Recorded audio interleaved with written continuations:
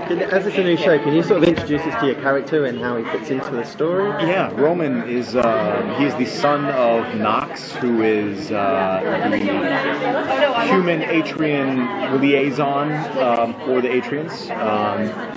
So he, I guess his dad is kind of a prominent person in their society. And Roman, 10 years ago, the ship for whatever reason crashed on Earth, and he's grown up and he's a teenager now, and now he's in this hand-picked government-issued program, not issued, but government-selected program to hopefully integrate these two societies and see if they actually can coexist. Right now they're segregated in their own community, kind of like District 9, and we'll see where his role goes. He might end up being the bridge between the two worlds now that something as drastically has happened to his dad. It might be up to him to keep things afloat. How difficult is it to play an alien? And do you believe in life out there?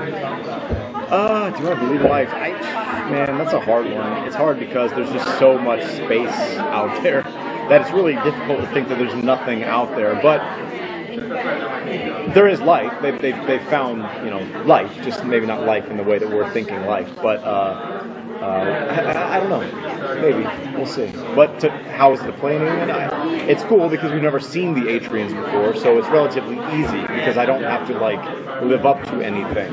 I don't have to be a certain thing. We are creating who the Atrians are. So, and right now, they're pretty similar to humans in most ways.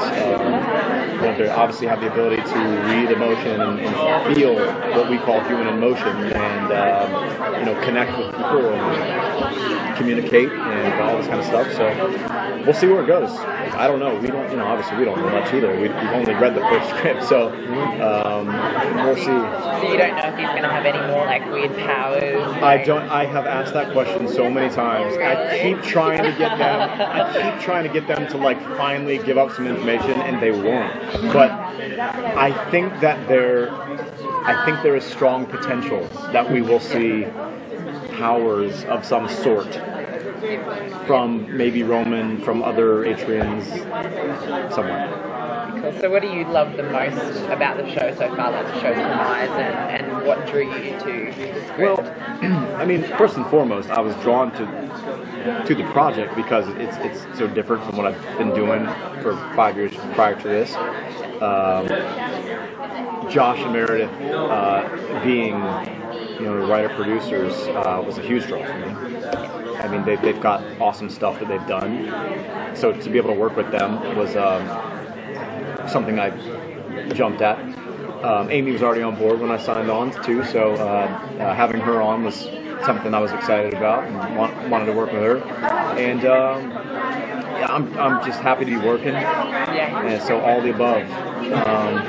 And of course, just the sci-fi element for me is really fun on a personal level because I'm a fan of sci-fi stuff. I'm a huge Star Wars geek, and I of course grew up watching sci-fi films. Probably like a lot of us. The Spielberg stuff. It's just magical. I watched Jurassic Park every day when I was a kid for I was about a month every day after school. So it's just magical. So to kind of be in this world where you're kind of creating this whole new thing that has so much depth and potential to explore with cool stuff. It's fun. Yeah. There were loads of... Oh, sorry, go on. No, that's okay. You and Amy both, because of previous shows that you have huge fan following, especially on Twitter, Facebook, social media. There's a lot of buzz about this show, I think, in large part because of that. How aware are you of that?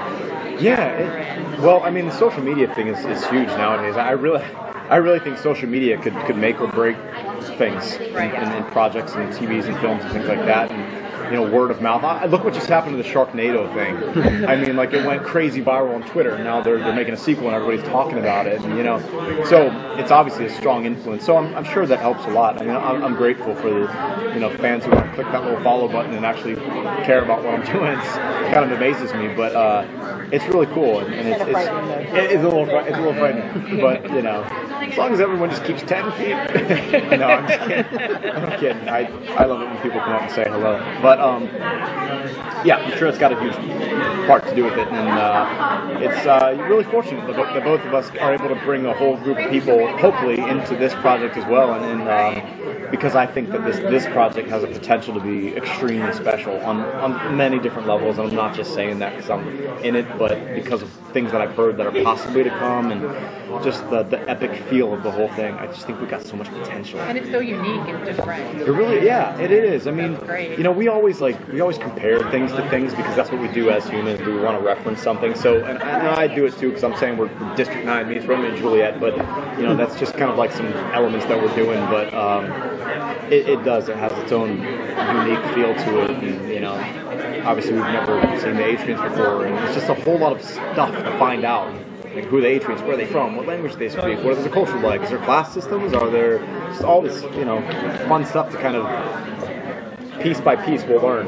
So. Can we quickly say, like, the girls were screaming at the sight of your belly button today. How long have they got to wait for you to take your top off, and how embarrassing does that stuff get? I don't know. I just do what I'm told. I don't know. I mean, being the CW, I would probably think not that long. You wouldn't have to wait that long, but but I don't know. I don't know. It's funny. That was a hilarious moment when everyone was like, it's funny. It's funny. And then he ended up not taking his shirt off. That's why I was happy. I was like, you all thought.